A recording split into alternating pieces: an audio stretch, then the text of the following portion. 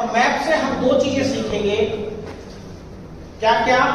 Indian standard line यानी भारतीय मानक समय रेखा हिंदी में, और दूसरा सीखेंगे कर्क रेखा यानी ट्रॉपिक ऑफ कैंसर। आपसे क्या पूछा जाएगा? सबसे पहले पूछा जाएगा कि भारतीय मानक समय रेखा कहां से होकर गुजरती है? तो आंसर है नैनी प्रयागराज उत्तर प्रदेश। एक क्वेश्चन तैयार हो गया। दूसरा, कितने स्टेटों से होकर गुजरती है? स्टेट है 5। पहला कौन सा है? यूपी। दूसरा मध्य प्रदेश। एमपी।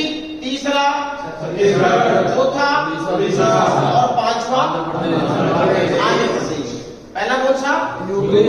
दूसरा कौन सा? तीसरा छत्तीसगढ़। चौथा उड़ीसा। पांचवा आंध्र प्रदेश। 5 स्टेट है जहां से क्या होकर गुजरती है? Indian standard line. दूसरा, इसी में क्वेश्चन आएगा कि जीएमटी यानी ग्रीन पिच रेखा से इंडियन स्टैंडर्ड लाइन की कितनी दूरी डिग्री में है? 82.5 डिग्री। और कितनी दूरी टाइम में है? 5.5। क्लियर? नेक्स्ट दोस्तों, दूसरी बात सुनिए कि हमारी जो कर्क रेखा है वो भारत के कितने राज्यों से होकर गुजरती है? आंसर है 8।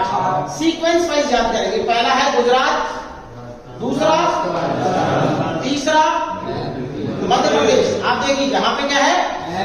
मध्य प्रदेश। चौथा छत्तीसगढ़।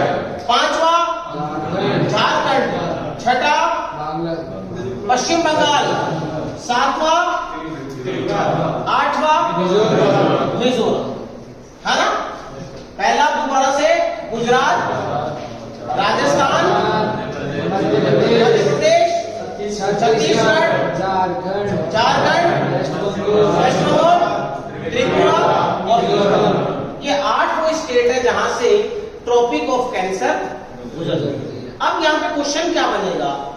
वो कौन से स्टेट है जहां से अंतरराष्ट्रीय भारतीय मानक समय रेखा तथा कर्क रेखा दोनों गुजरती है? अब आप देखिए कॉमन बात,